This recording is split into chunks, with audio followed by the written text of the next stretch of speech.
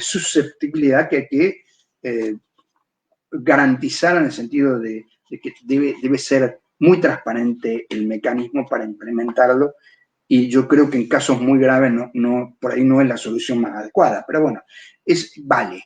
Hay muchos casos de molestias entre vecinos que son inmisiones inmateriales, que son problemas ambientales menores que pueden resolverse con vías alternativas de solución de conflicto. Dicho esto, quiero señalar simplemente que yo fui en el año 2012, fui a Río. Estuve en Río +20 y yo salí un poco desilusionado. El producto final de Río, fui como funcionario, como un alto funcionario nacional, formé parte de la delegación argentina. Yo fui subsecretario de Ambiente de Nación, director de normativas ambientales, director de desarrollo sustentable, ocupé distintos cargos dentro de la administración pública. Y tuve oportunidad de ir a Río, Río +20, 2012. Y me acuerdo que yo salí, dije, pero por lo menos salió un documento muy importante, el futuro que queremos, que tiene valor didáctico y demás. Francamente no pensé que el fruto de Río +20 iba a ser Escazú.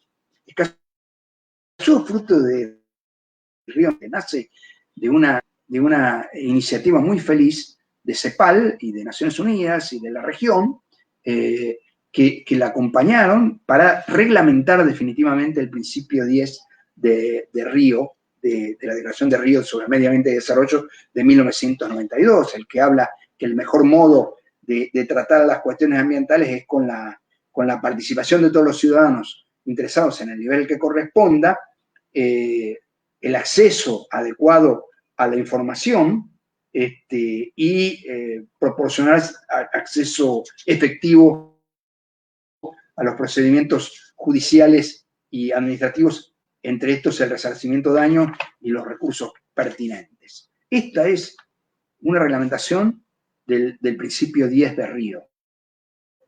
Pero también este acuerdo lo que hace es fortalecer la idea de la democracia, de los derechos humanos, del desarrollo sostenible, porque es un acuerdo que produce un círculo virtuoso, la simbiosis definitiva entre el derecho ambiental y los derechos humanos. Fíjense que el artículo 3 del acuerdo dice que el objetivo de la presente es garantizar la implementación plena y efectiva en América Latina de los derechos de acceso a la información ambiental, participación pública en los procesos de toma de decisiones y acceso a la justicia ambiental, así como la creación y el fortalecimiento de capacidades y cooperación, contribuyendo a la protección del derecho de cada persona, de las generaciones presentes y futuras, a vivir en un medio ambiente sano y al desarrollo sostenible. Y el artículo 4 dice, cada parte garantizará el derecho de toda persona a vivir en un medio ambiente sano, así como cualquier otro derecho humano universalmente reconocido que esté relacionado con el presente acuerdo. Les advierto que la Corte el derecho interamericano, o sea, la OEA, reconoce expresamente la naturaleza del derecho humano, del derecho ambiental, porque además está en el protocolo de San Salvador, en el artículo 11. Y hay fallos de la Corte Interamericana, la opinión consultiva número 23/17, etcétera, etcétera. Hay antecedentes muy valiosos a nivel del derecho interamericano, de la OEA, en materia de reconocimiento del derecho humano al ambiente. Las Naciones Unidas nunca dijo que el derecho ambiental es un derecho humano, pero reconoce que es un derecho que tiene íntima relación con los derechos humanos. De manera que este acuerdo es excepcional, es un acuerdo extraordinario desde todo punto de vista, es el primer acuerdo regional de este tipo que además vincula derecho ambiental con derechos humanos, y porque además es el primer acuerdo que aparecen normas que protegen especialmente a los defensores de derechos humanos en materia ambiental. Porque desgraciadamente hay antecedentes muy, pero muy negativos que los terminan asesinando a muchos de los defensores de derechos humanos ambientales en la región, más que en ninguna otra parte del mundo. Entonces, esto es absolutamente plausible. Y lo último que quiero destacar es que este acuerdo contiene principios. Los principios son normas jurídicas prima facie, en estado germinal. Son mandatos de optimización. Hay que cumplirlo en la medida de lo posible. Son algo así como normas derrotables. Son conceptos jurídicos indeterminados. Nos marcan un sendero, una línea, que hay que seguir. Hay que seguir. Tienen carácter vinculante, tienen carácter obligatorio.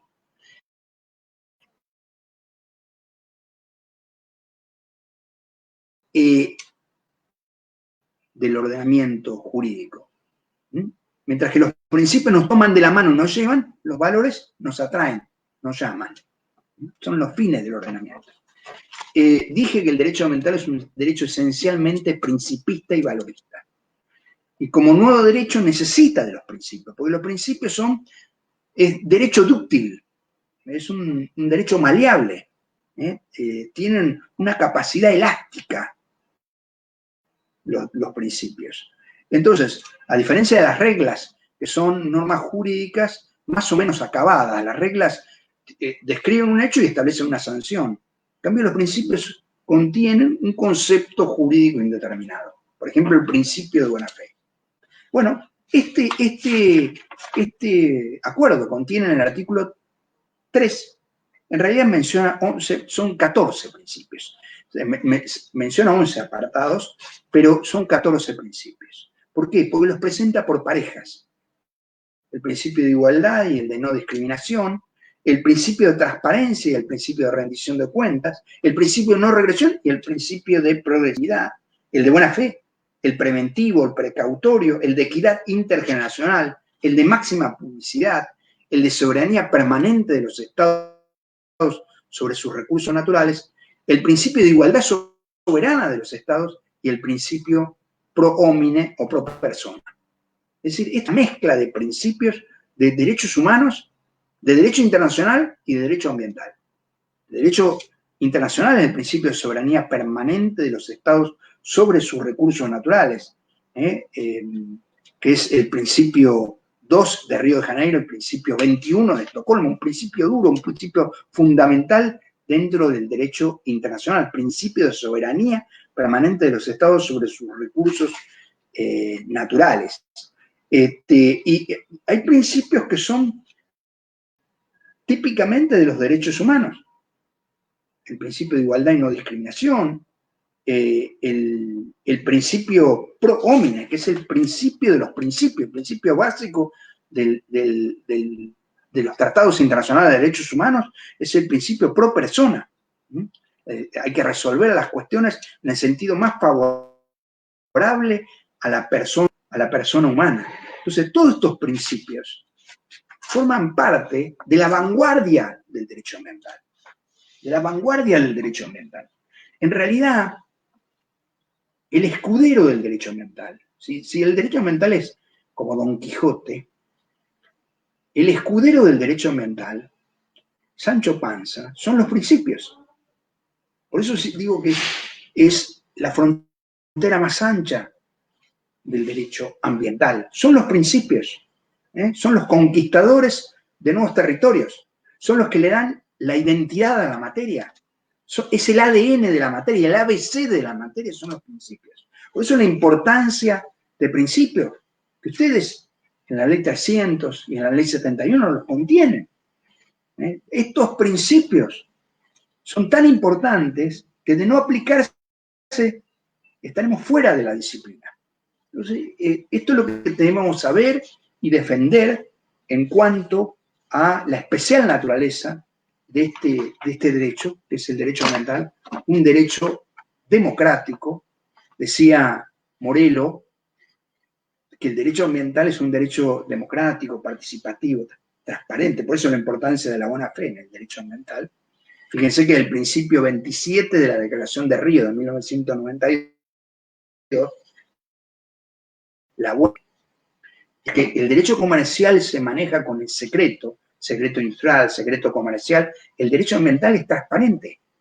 Entonces, es un derecho de la comunidad. Decía Morello que el derecho ambiental es la vuelta de la comunidad al ágora. La polis cuando discutía las cuestiones de interés común, se reunían en la plaza, y la plaza era el ágora. Entonces, es la vuelta de la comunidad al ágora. Derecho democrático, por excelencia el derecho ambiental, de una democracia directa o semidirecta. Y el otro aspecto que hay que tener en cuenta es la equidad intergeneracional, las generaciones futuras. Las generaciones futuras. Decía Morello que todos tenemos una suerte de hipoteca moral en favor de las generaciones futuras. Las generaciones actuales debemos dejar el mundo en mejores condiciones o en iguales condiciones que las que recibimos con relación a las generaciones futuras. No es un marco teórico el de las generaciones futuras, yo lo he visto aplicado de manera efectiva. La mayoría de los casos ambientales, hoy en el mundo hay 1.500 litigios de cambio climático, 1.500 litigios de cambio climático. Y 23 de ellos están en América Latina. Y casi han sido resueltos incluso por cortes de superiores tribunales de justicia de países europeos o países desarrollados, aplicando los principios. Entonces, tengan en cuenta la importancia de los principios, porque además esto responde a un nuevo fenómeno que es el neoconstitucionalismo. Nosotros hemos dado un salto del constitucionalismo liberal al constitucionalismo social, y en esta última década aparece más que última década, yo diría, en estos últimos 30 años aparece el neoconstitucionalismo o un nuevo constitucionalismo de base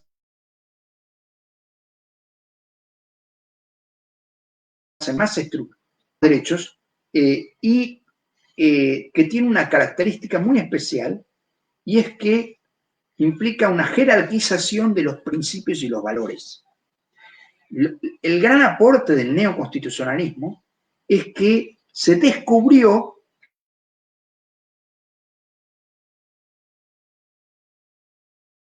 la fuerza normativa de la Constitución. Si se descubrió constitucional en especial, es aplicable también a las relaciones entre particulares. Por eso se habla de la doctrina del Drittwirkung, que es la aplicación de las normas de derecho público en el ámbito del derecho privado. Por eso nosotros vamos a tener que el derecho ambiental puede ser derecho privado ambiental o derecho público ambiental. De hecho, el Código Civil y Comercial Argentino de 2015 contiene normas ambientales. Por ejemplo, el ecoabuso o abuso del derecho contra el medio ambiente, artículo 14.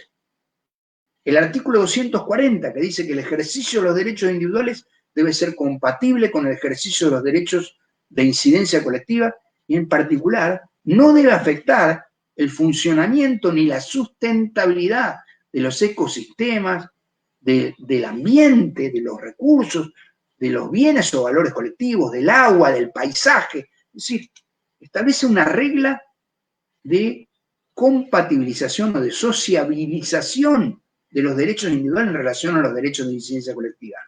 Y aparece el 241, que habla de las leyes de presupuesto mínimo de protección ambiental que son aplicables en el ámbito del derecho privado. Y habla de la responsabilidad preventiva, es decir, y habla del consumo sustentable. El Código Civil y Comercial Argentino contiene normas ambientales, porque hay un derecho privado ambiental y hay un derecho público ambiental. Bueno, creo que no los quiero aburrir con todo esto. No sé, Pau, cómo estamos con el tiempo, creo que estoy excedido, así que estoy a disposición. Estimado doctor Néstor Cafferata, podríamos estar horas de horas realmente atentos a su magistral charla y a toda el bagaje de conocimiento que usted tiene en el tema de derecho ambiental. Le agradecemos muchísimo, realmente aprovechar también para comprometerlo a posteriores eventos y que podamos hacer, porque realmente escucharlo es enriquecerse en el tema que nos ocupa, ¿no? El derecho ambiental, en este caso, esta relación que hace con los principios que ha hecho darle esta tónica con todo el texto del acuerdo de Escazú. Le agradecemos muchísimo. Tenemos comentarios, preguntas, Antonio. Por favor, vamos a pasar a esa parte. Así es, querida Pau, estimado doctor, nuevamente los agradecimientos realmente por esta maravillosa conferencia que usted nos está brindando. Como decía Pau, tenemos comentarios de algunas consultas. Por ejemplo, un comentario que nos hace Raúl César Mirenda. La biosfera es para todos los seres del mundo y cuando ésta se afecta, implica que lo que hace a todos los seres de este planeta, por lo que en los desastres ambientales, sea en el país que sea, habría que aplicar el derecho internacional como tribunales internacionales, porque para mí el interés es común a todos los seres de este mundo, complejo en sí, porque el daño producido puede ser para todos o para un gran sector. Bueno, a ver, los macro problemas ambientales son problemas globales, mundiales. Yo creo que, por ejemplo, en esta crisis, en esta emergencia sanitaria y epidemiológica suscitada por el coronavirus, el COVID-19, se aloja una crisis prolongada, previa, que es la crisis ambiental.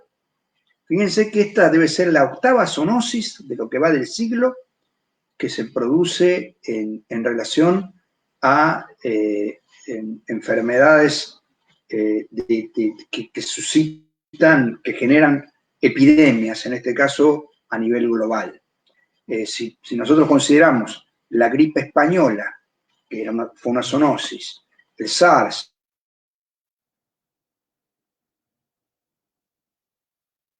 el MERS, otras, hay un salto del virus directamente de la fauna silvestre a la humanidad, al ser humano. Y eso por desarreglos en la conducta alimentaria del ser humano, porque consumió algún animal de la especie de la fauna silvestre, un murciélago o un pangolín, que contiene ese virus, y esto produjo un contagio que se transformó rápidamente, al decir de Frank Snowden, un gran médico epidemiólogo de la Universidad de Harvard, de la Sapienza de Roma, italiano, brillante, talentoso, historiador de epidemias, se convirtió en la primera epidemia a nivel global, que a diferencia de la gripe española, para transformarse en una pandemia, la gripe española duró 2 años, tardó 2 años, y el COVID-19 2 meses. Esta es la primera epidemia a nivel global. Va de la mano de la globalización. Va de la mano de la globalización. Lo cierto es que frente a estos megaproblemas o problemas de naturaleza global o mundial, no tenemos instituciones adecuadas para dar respuesta a esta problemática. La crisis que padece el mundo se agrava porque seguimos con viejos esquemas de soberanía nacionales y porque no existe lo que llama Ferraioli la constitución planetaria. Es decir, no hay mecanismo ni siquiera para atender los mínimos problemas comunes, que es lo que apunta este señor con gran inteligencia en su pregunta, que están faltando mecanismos institucionales para que garanticen un tratamiento adecuado frente a problemáticas que van más allá de las fronteras individuales de nuestros países. No hay soluciones generales. Lamentablemente no hay soluciones generales. Fíjense que la Organización Mundial de la Salud en el año 2019, a fin del año 2019, presentó un informe de una llamada Junta de Vigilancia Epidemiológica. Ese informe está firmado por 15 médicos especialistas de primer orden a nivel mundial. ¿Saben quién dirigía esa Junta de Vigilancia? Gro Brundtland. Gro Brundtland fue la primer ministro noruega que conformó la comisión que produjo el informe El futuro que queremos, o nuestro futuro común, que en Río 1992. El presidente de la conferencia de Río sobre medio ambiente y desarrollo, del año 92, se llama Maurice Strong, murió hace un par de años, la llama a Gro Brundtland, que era por entonces la primer ministro noruega, médica, Gro Brundtland. La llama a Gro Brundtland y dice, mira, yo quiero leer un documento cuando se inicie esta conferencia, para lo cual yo voy a formar una comisión y quiero que la presidas. Esa comisión que encabezó Gro Brundtland produjo un documento que fue el que acuñó el concepto de desarrollo sostenible o sustentable.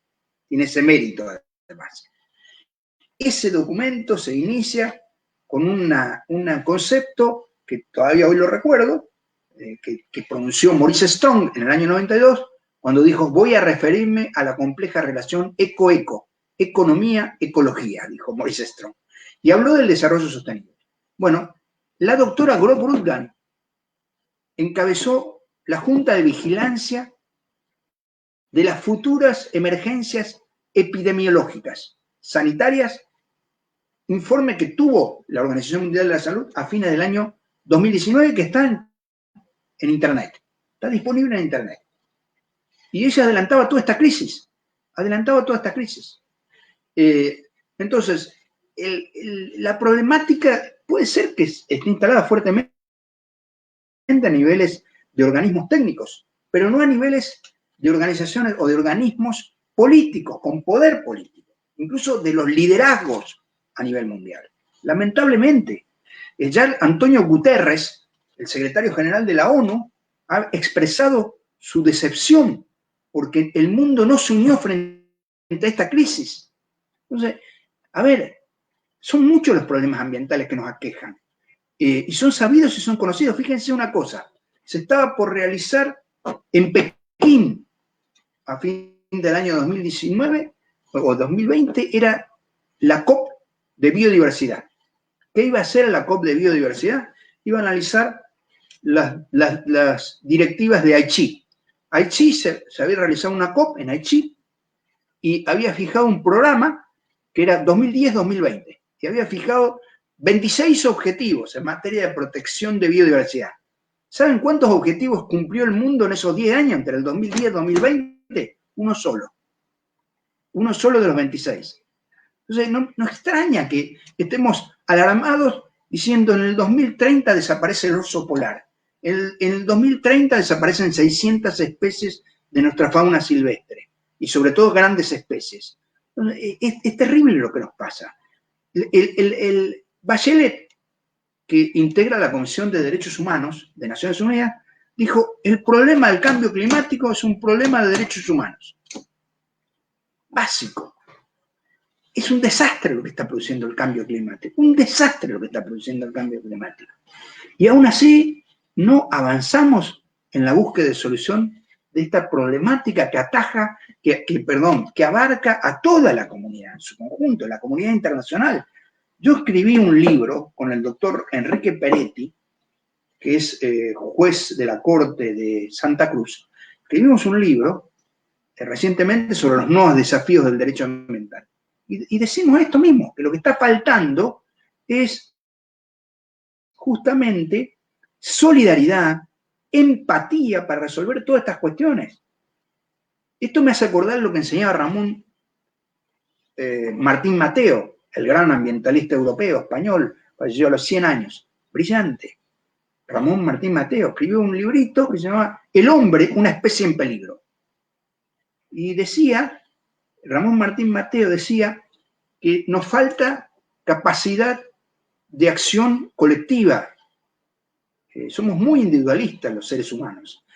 Es más, recordaba lo que enseñaba Einstein. Einstein decía que si las ratas hubieran nacido con más porte, más volumen físico, hubieran dominado el mundo, porque tienen capacidad organizativa que el ser humano no lo tiene. Eso decía Einstein. Como las hormigas, se disciplinan de manera colectiva. Nosotros ni siquiera frente a este desastre ambiental, porque esto es una catástrofe ambiental. esto es una catástrofe ambiental lo que estamos viendo. Fíjense una cosa, las catástrofes ambientales tienen 3 etapas bien marcadas. Una etapa de prevención, de reducción del riesgo.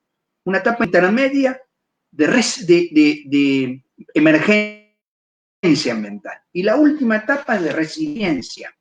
Bueno, podríamos aplicar las técnicas del derecho ambiental para avanzar en la búsqueda de soluciones comunes frente a esta problemática. No solamente lo digo con relación a las catástrofes, que fue estudiado en distintas conferencias, como por ejemplo Hyogo, para mencionar algunas. Hay directivas, la directiva de Hyogo, de Sendai, en materia de catástrofes ambientales. Un instituto del derecho ambiental. La emergencia ambiental es un instituto propio de nuestro derecho. Sino también podrían aplicar los principios y las técnicas del derecho ambiental. Sobre todo el principio precautorio. El principio precautorio. En realidad, en la emergencia es sinónimo de estado de necesidad.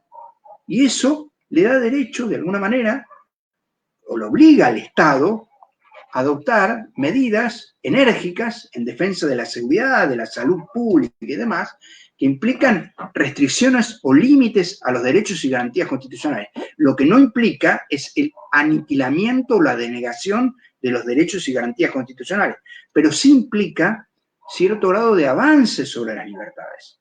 Entonces, para que no se tiente y no se llegue al autoritarismo, todo esto tiene que estar reglamentado, tiene que aparecer el derecho en la escena y dar respuesta a estos problemas. Yo lo que creo es que hay una situación de angustia colectiva.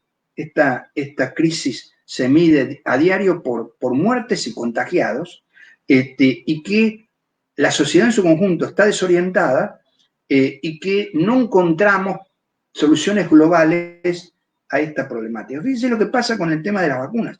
Es lo mismo. Lamentablemente, estamos viviendo yo creo que una época de transición. Espero que, bueno, aunque no lo veamos, el sol siempre está, que en algún momento la cosa mejore y cambie y aparezcan instituciones globales. Yo creo que esta crisis es tan grande de la humanidad como después de la Segunda Guerra Mundial aparecieron definitivamente los derechos humanos. Yo estoy esperando ver qué va a aparecer como respuesta del derecho a esta crisis una vez que superemos el colapso sanitario que estamos viviendo, que realmente es desolador. Bien, doctor, también No sé tenemos si le una doy respuesta consulta. a la pregunta, pero Sí, coincido con realmente este señor. muy clarísimo, muy contundente. El amigo debe estar muy contento con la respuesta, estimado doctor. Ana María Ruiz, también de Argentina, con la sentencia definitiva, según el Sí. caso, ordenará recomponer el daño. Yo lo hacía así en las resoluciones administrativas. O sea, de las pruebas del expediente administrativo, más consultas técnicas se resuelve y se ordena recomponer y se otorga un plazo o la acción que corresponda. Pregunta Ana María Ruiz. ¿Qué tal, Ana María? El tema, a ver, si la responsabilidad ambiental tiene las mismas características en sede penal, en sede civil, en sede administrativa,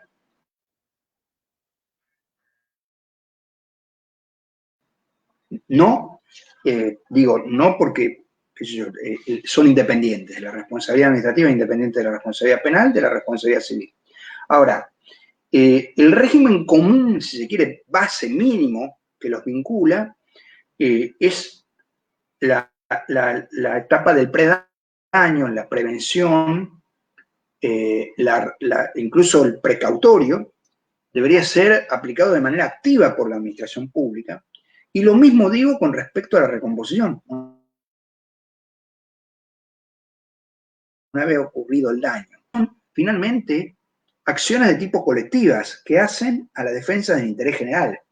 Entonces, a mí me parece que la administración pública debe actuar con efectividad frente a estas problemáticas Y si, en definitiva, funcionara bien el derecho administrativo, no se judicializarían los problemas ambientales. Los problemas ambientales se judicializan cuando el derecho administrativo no da respuesta a los problemas de la gente. En realidad, la primacía de defensa del derecho ambiental lo tiene el derecho administrativo. No quiere decir que sea el único derecho.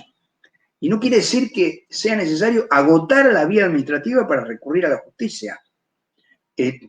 Pero si funcionara bien el derecho administrativo, se ahorraría muchísimo tiempo y esfuerzo jurisdiccional. Sería ideal, sería ideal. De manera que, sí, yo creo que sí, en el ámbito del derecho administrativo se pueden ordenar medidas de recompensa. El derecho ambiental es un derecho deber, derecho al ambiente y deber de preservarlo. Y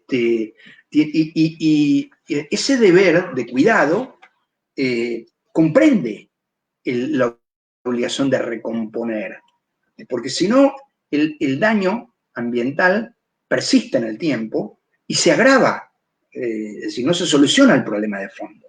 Entonces acá hay que buscar soluciones expeditas, rápidas, efectivas, dando prioridad a una problemática que es de base comunitaria. Ahí hay una pregunta de Lucas Lelis. Lucas Lelis dice, profesor, gracias por la exposición, te miro desde Brasil. ¿Cree que el Acuerdo de Escazú ofrece protección efectiva a los defensores de los derechos humanos ambientales, tanto dentro del sistema interamericano como en el marco de los sistemas internos de derechos? Bueno, es el primer convenio que habla de adoptar medidas de protección de los defensores de derechos humanos en materia ambiental. Y eso me parece muy importante. Dice, cada parte garantizará un entorno seguro y propicio en el que las personas, grupos y organizaciones que promuevan y defiendan los derechos humanos en asuntos ambientales puedan actuar sin amenazas, restricciones e inseguridad. Cada parte tomará las medidas efectivas para reconocer, proteger y promover todos los derechos de los defensores de los derechos humanos en asuntos ambientales, incluidos su derecho a la vida, integridad personal, libertad de opinión, expresión, derecho de reunión y asociación pacíficas y derecho a circular libremente, así como su capacidad para ejercer su derecho de acceso, teniendo en cuenta las obligaciones internacionales de dicha parte en el ámbito de los derechos humanos. Cada parte tomará medidas apropiadas, efectivas y oportunas para prevenir, investigar y sancionar ataques, amenazas o intimidaciones que los defensores de derechos humanos en asuntos ambientales puedan sufrir en el ejercicio de los derechos contemplados en el presente acuerdo. A ver, este artículo 9 le da una base fenomenal a los defensores de derechos humanos para avanzar en la efectiva implementación de la defensa que ordena como directiva. O sea, no hay que pensar que esto se agota acá. Lo que le da a los defensores de derechos humanos ambientales un instrumento, para una llave, para acceder a la efectiva protección, para reclamar ante la administración pública o ante los jueces por su protección, por su tutela. Es decir, hay que avanzar en aspectos por ahí reglamentarios que formen todo un tejido de carácter intuitivo de la labor de los defensores. A mí me conmovió, por ejemplo, la encíclica Laudato Si cuando dice debemos estar agradecidos a los defensores de derechos humanos ambientales, porque muchas veces los defensores de derechos humanos ambientales tienen una labor muy dura y muy ingrata, ¿no?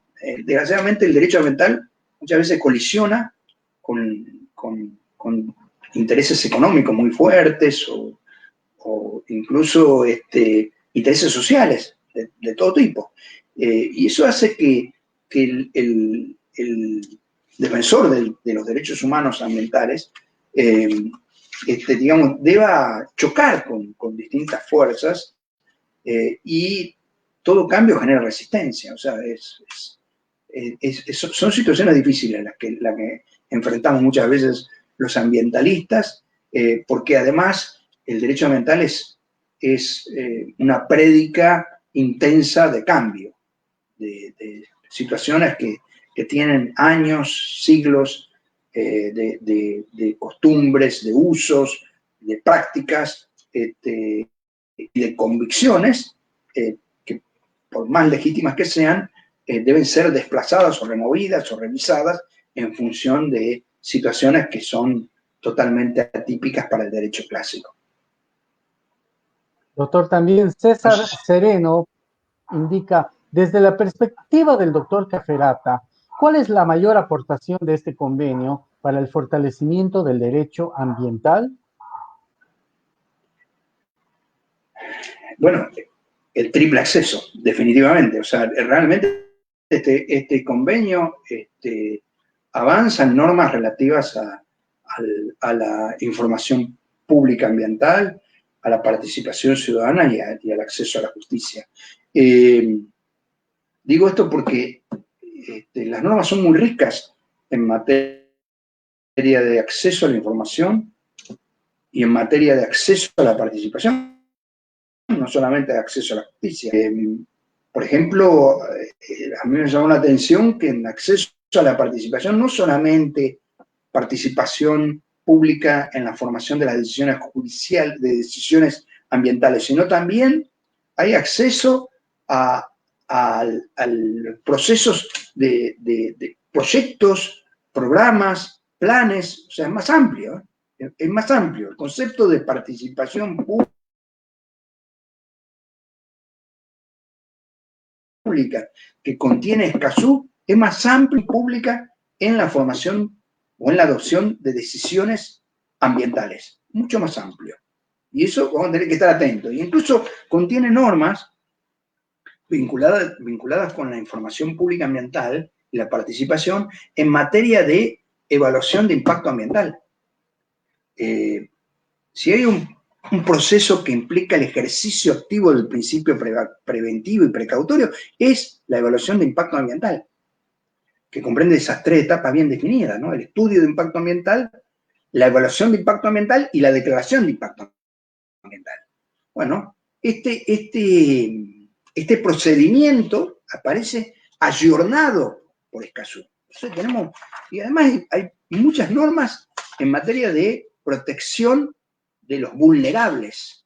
Me parece que es realmente un acuerdo importantísimo que motoriza la idea de la implementación de las garantías, seguridades, de los derechos y garantías ambientales. Es muy importante este acuerdo en ese aspecto. Muy bien, Grover Herrera desde el Perú, al cual le mandamos. Exactamente. Felicitarlo en primer lugar. Y me gustaría preguntarle si todos los derechos que reconoce el Acuerdo de Escazú son solamente derechos procedimentales o instrumentales, o también podemos encontrar dentro de esto algunos que cumplen o deberían cumplir un rol o papel constructivo. ¿Cómo sería el caso del derecho y la participación ciudadana en materia ambiental?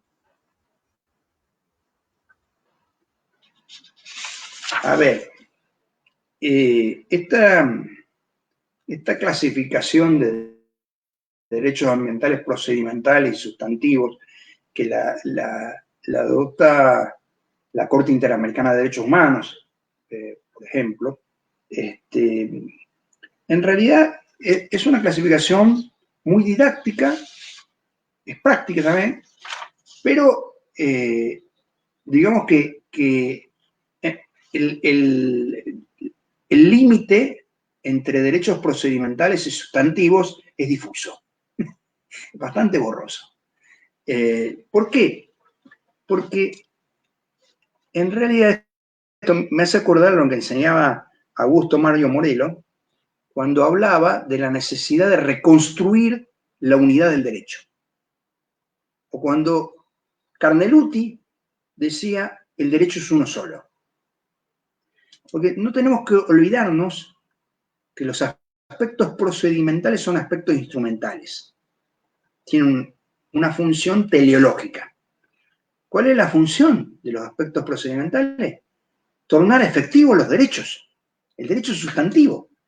Y acá el derecho sustantivo es el derecho ambiental.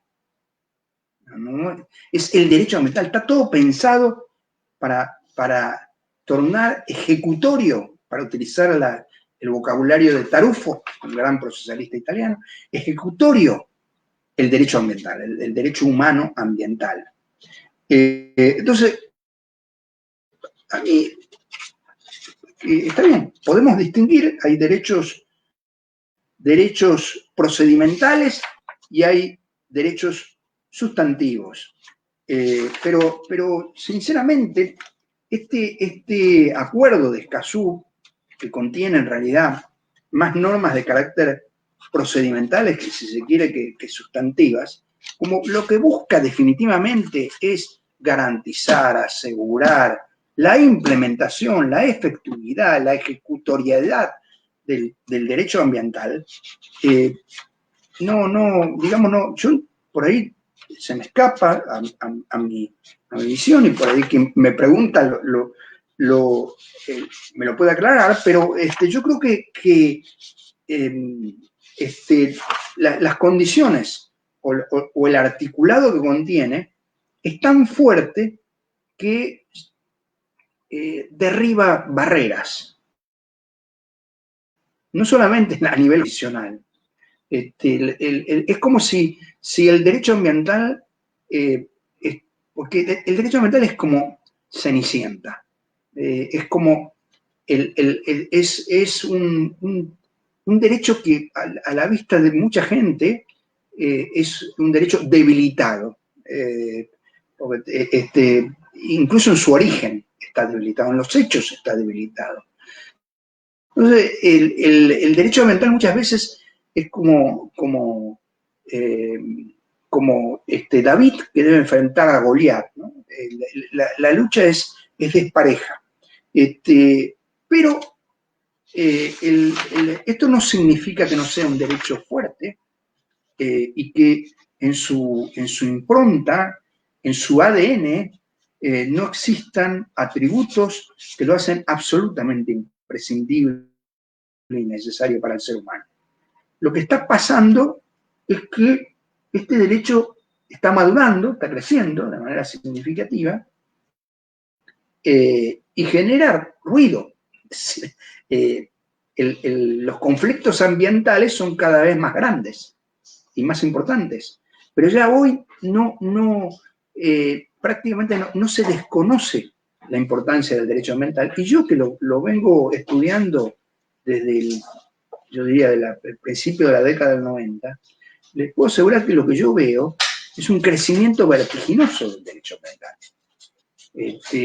Como dijo Morelo mismo, decía de oscuros personajes, hablaba de los intereses difusos, pero decía de oscuros personajes de nuestro sistema teatral del derecho, ha pasado a ser un personaje de ropaje constitucional privilegiado. Y eso es lo que está pasando con nuestra especialidad, ¿no?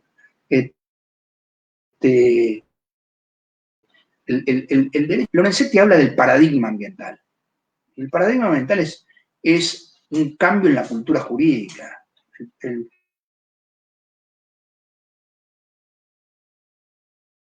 El concepto de paradigma, un preconcepto, de una visión, una óptica de los problemas de derecho. Entonces, a la luz del paradigma ambiental, por ejemplo, se concibe la naturaleza como sujeto de derecho.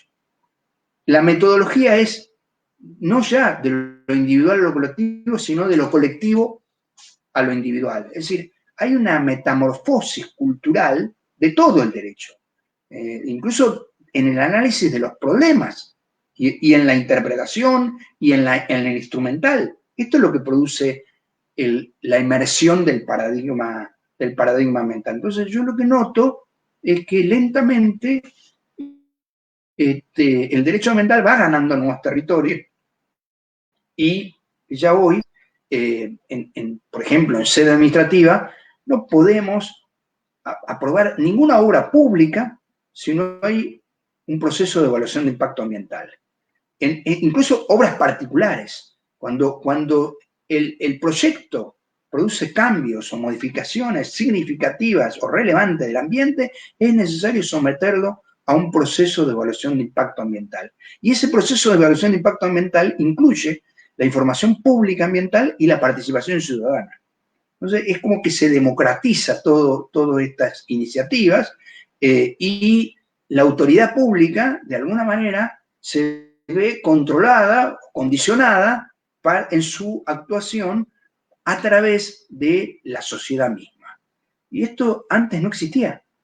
Les puedo asegurar que antes se hablaba de evaluación de impacto ambiental y parecía que era un requisito formal sin mayores, digamos, sin mayor relevancia. Esto ya hoy no ocurre.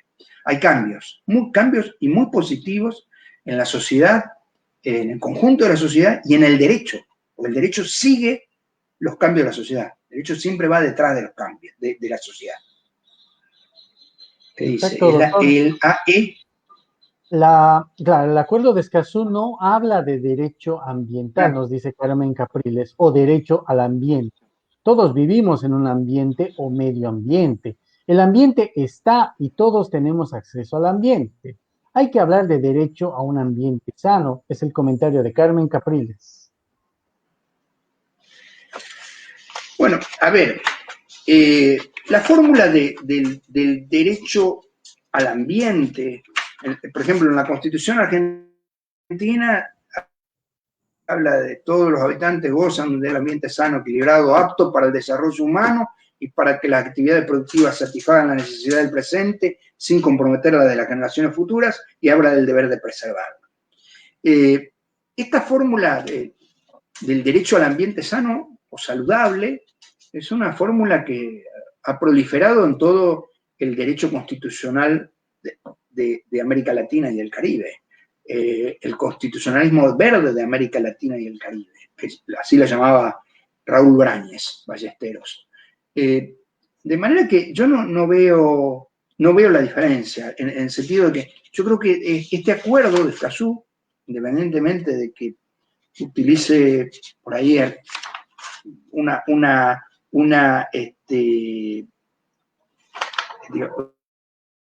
lenguaje singular en algún aspecto, pero es absolutamente compatible con los derechos internos de los países de la región. Absolutamente compatible. No veo diferencias. Y lo digo con conocimiento de causa. Mire, yo hablé de las leyes generales ambientales.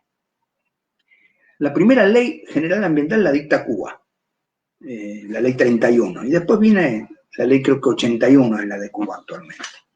Pero proliferaron por todos lados. La ley 19.300, la ley de bases de Chile, la ley 17.283 del Uruguay, la ley 28.611 de Perú, la ley 41 de Panamá, 64 de República Dominicana, y podríamos seguir, 3.333, si mal no recuerdo, y podríamos seguir en todos los países, recorrer todos los países.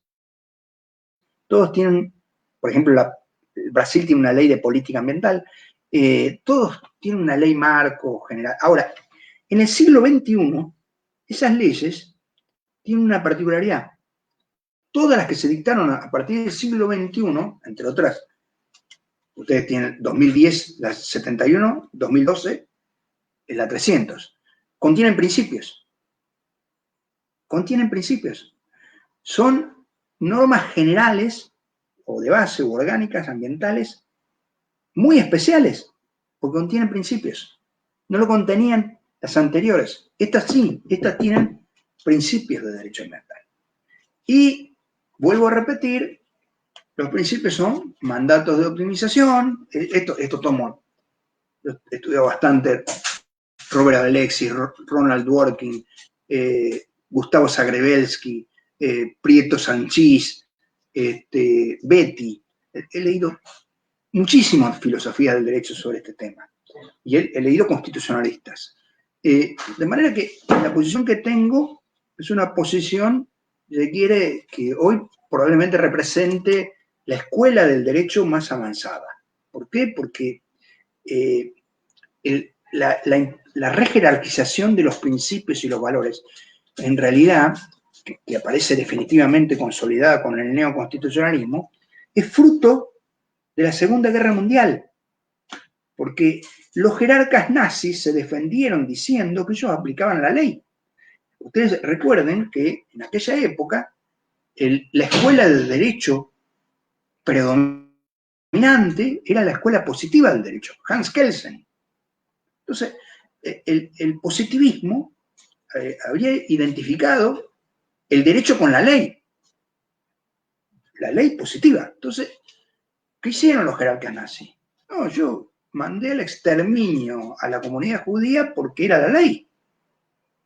Y ahí el mundo reaccionó y dijo, no puede ser que el derecho esté compuesto por leyes, ¿sí? Por derecho positivo.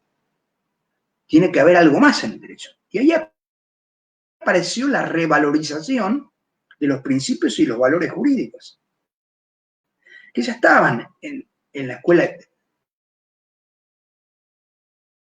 del justnaturalismo, pero ahora remozados, más distantes de conceptos religiosos o de la Iglesia Católica o algo por el estilo, o incluso del justnaturalismo racionalista, y con más, digamos, más pedestres, ¿no? Digamos, con una concepción más práctica del derecho, por ahí, en mi opinión, mi humilde opinión. Lo cierto es que hay una revalorización de los principios y los valores, y casualmente o sugestivamente aparecen formando parte del elenco de las leyes generales del ambiente de todos los países de la región, que tienen, vuelvo a repetir, normas, cada una de esas leyes son de carácter protectorio y tienen normas muy interesantes en materia sustantiva y en materia procedimental, todas de carácter tuitivo o de carácter protectorio. Entonces, acá lo que tenemos que tener presente que este fenómeno del derecho ambiental va de la mano de cambios en el derecho en general. Cambios en el derecho en general. Hay que tener presente que este no es un fenómeno aislado. Por eso digo que es el motor de cambio de una nueva cultura jurídica el derecho ambiental. Y que los megaproblemas ambientales son problemas globales de la humanidad. Por ahí hablaban de los problemas globales. Bueno, John Lovelock hablaba de Gaia y Leonardo Boff dice que teme que algún día Gaia se canse de este ser molesto que es humano, se sacuda y se lo saca de encima. Y bueno, vamos camino. Como dijo Ramón Martín Mateo, estamos en condiciones de destruir todas las condiciones de sustentabilidad. No va a desaparecer el planeta. El que va a desaparecer es la humanidad, el ser humano. Estamos haciendo lo imposible por desaparecer. Ya ven todo el desastre que pasa con el COVID, las mutaciones, las distintas cepas que aparecen. Es horrible. Hoy estamos, mañana no sé si estamos. Si seguimos con esta pandemia, incluso no sé si no va a ser un problema de naturaleza intergeneracional. No le encontramos la vuelta a la problemática. Y me temo que es por nuestra falta de solidaridad, de empatía, por la falta de... Esto lo reclama el Papa en su última homilía. El Papa dice, nos dimos cuenta que estamos todos en un barco y estamos en el medio de una tempestad, o no nos salvó nadie. Y esto es lo que está pasando en el mundial. Esa es la sensación que yo tengo de angustia. Y además, le voy a decir algo más, Snowden, en marzo del 2020, dijo algo que me impactó, dice, la pandemia es un espejo ético de la humanidad. En esta crisis, ustedes van a encontrar que hay héroes, como pueden ser los médicos que están en la trinchera peleando por la vida de los seres humanos, de todos, y van a encontrar actitudes deleznables, egoístas, individualistas, traiciones, y esto lamentablemente lo veo.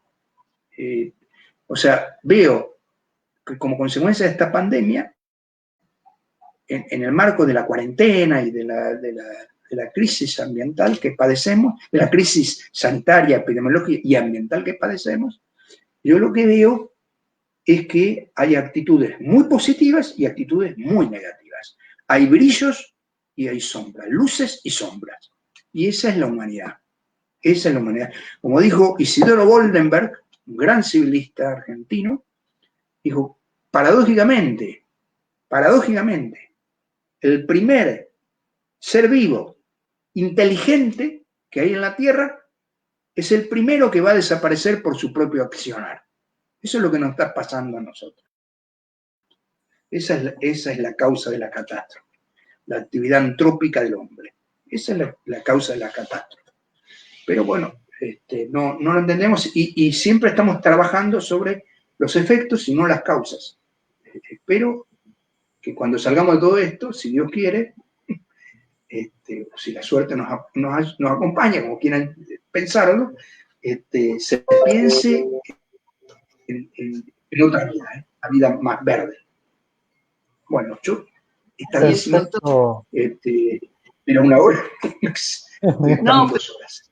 Mil yo gracias. Seguiría hablando. No, claro. Nosotros seguiríamos, yo creo que escuchando, y por eso nuevamente comprometerlo para una siguiente sesión. Realmente, a modo de conclusión, me parece muy importante la explicación que usted hace sobre que el derecho ambiental tiene este derecho bifronte, ¿no? Es un derecho bifronte. Eso es fundamental porque debemos entender que tanto protege a una persona como puede proteger a la colectividad y, por supuesto, a la naturaleza en general, ¿no? Y la cita que hizo de Ojeda me parece también de rescatar sobre que el derecho ambiental sufre el raquitismo de eficiencia, ¿no? Ahí también ingresa la distinción, ¿no?, que se puede hacer entre eficiencia y efectividad del derecho ambiental, pero es el mal que aqueja a todos nuestros sistemas en toda la región, lamentablemente, doctor. En Bolivia, por ejemplo, es un problema que debe solucionarse porque si bien contamos con las leyes que usted conoce, la 071, la 300, así como la constitución de avanzada que tenemos, de avanzada ecológica, y los hechos, su cumplimiento, su efectividad está lento e incluso está retrocediendo, ¿no?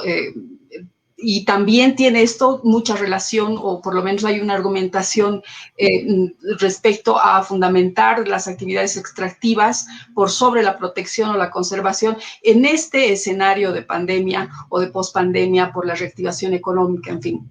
Por eso, lo importante de lo que anota muy bien usted, doctor, creo que es sobre lo que hace Escazú y dice que los procedimientos deben ser efectivos, ¿no? Porque lo que busca es justamente esto, ¿no? Garantizar los derechos de acceso, y eso es lo que está faltando en nuestra América Latina y en el Caribe. También anotar un poco la amplitud de la legitimidad activa que está establecida en el Acuerdo de Escazú, y usted lo ha explicado muy, muy claramente.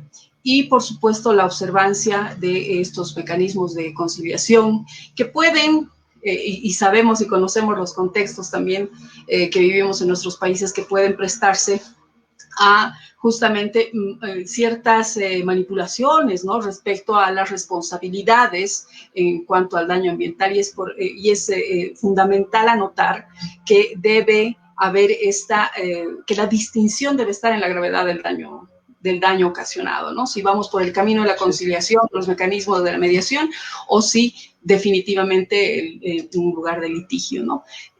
Le agradecemos mucho, doctor, a nombre del Centro Boliviano de Derecho Ambiental, de la Asociación Boliviana de Abogados Ambientalistas. Hemos tenido una inauguración del Seminario Permanente Internacional del Acuerdo de Escazú en Bolivia, con una magistral ponencia de usted, doctor, y le agradecemos profundamente por el tiempo, por aceptar la invitación y también por la explicación magistral que ha hecho de todos estos conceptos y categorías del derecho ambiental concordados con el Acuerdo de Escazú. Bueno, para mí ha sido un placer acompañarlos, charlar un poco de la especialidad que yo abracé sinceramente por vocación. Me hizo acordar a lo que enseña Antonio Benjamin, que dice que muchas veces los operadores jurídicos padecemos del síndrome del avestruz en relación al tema ambiental. Metemos la cabeza bajo la tierra y no queremos ver lo que sucede. Esto es el gran desafío que tenemos hoy, todos los operadores jurídicos en general y en especial aquellos que tenemos por vocación o por especialidad el derecho ambiental. Tenemos que predicar el cambio. El derecho ambiental es definitivamente un derecho revolucionario en este aspecto, y es un derecho que tiene un fuerte componente de justicia social. De manera que, bueno, enhorabuena que el Acuerdo de Escazú refleja todas estas ideas de manera adecuada. Muchísimas gracias por todo. Muchísimas gracias, querido doctor Néstor. Hemos tenido la participación de un invitado de lujo desde la República de la Argentina, con este acuerdo que el día de mañana prácticamente entra en vigencia en nuestros países de Latinoamérica y el Caribe. Nuestro agradecimiento con el doctor Néstor Cafferata en este ciclo que estamos encabezando justamente con la asociación, el centro, la comunidad del vinilo del Acuerdo de Escazú. Muchas gracias, doctor. Y Pau, el día sábado tenemos otro evento también muy importante. Así es, Antonio. Nuevamente agradecerle a Néstor por el tiempo y por la presencia. Y bueno, pues el día sábado tenemos un conversatorio post entrada en vigor, digamos así, con dos defensores de derechos humanos destacados acá de Bolivia. Le comentamos eso, doctor, que tenemos la presencia también de un abogado especialista en derechos humanos, como es Franco Albarracín, los dos defensores de derechos humanos en asuntos ambientales más destacados de Bolivia. Bueno, hay muchos, ¿no? Que están, como usted dice, en una posición de vulnerabilidad. Y bueno, pues hemos invitado a Alex Vilca, que es, y a Ruth Alipas, que son dos defensores que están siempre a la vanguardia y por supuesto tienen conocimiento de Escazú. En general lo que vamos a hacer el día sábado es debatir un poco y charlar así sobre los desafíos que tenemos como Bolivia respecto a cómo abordar esto, y como sociedad civil, ¿qué es lo que vamos a hacer, ¿no? ¿Y qué se hace? Y esta es una pregunta también que queda en el aire. ¿Qué se hace si en realidad los estados, los gobiernos no cumplen, no quieren cumplir a cabalidad o no quieren implementar o no lo logran el Acuerdo de Escazú, ¿no? ¿Qué hacemos nosotros como sociedad civil, como academia, como profesionales, como técnicos, como abogados especialistas o dedicados, como usted dice, con virtud, con vocación y con especialidad? Si esto no se logra implementar, si el acuerdo no se logra implementar, entonces tenemos bastantes desafíos, y eso es lo que vamos a hacer el día sábado a partir de las 7 de la noche, hora de Bolivia, debatiendo en el programa a partir de las 7, y vamos a transmitir en vivo, por supuesto, esta charla con 3 destacados invitados. Le agradecemos nuevamente, doctor, y a ustedes por haber estado siguiendo la transmisión en vivo por las páginas oficiales.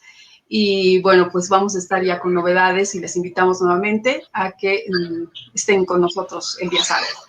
Un abrazo. Muchas gracias y nos estamos viendo el sábado. Muy bien. Buenas noches a todos. Gracias. Chao, gracias a todos.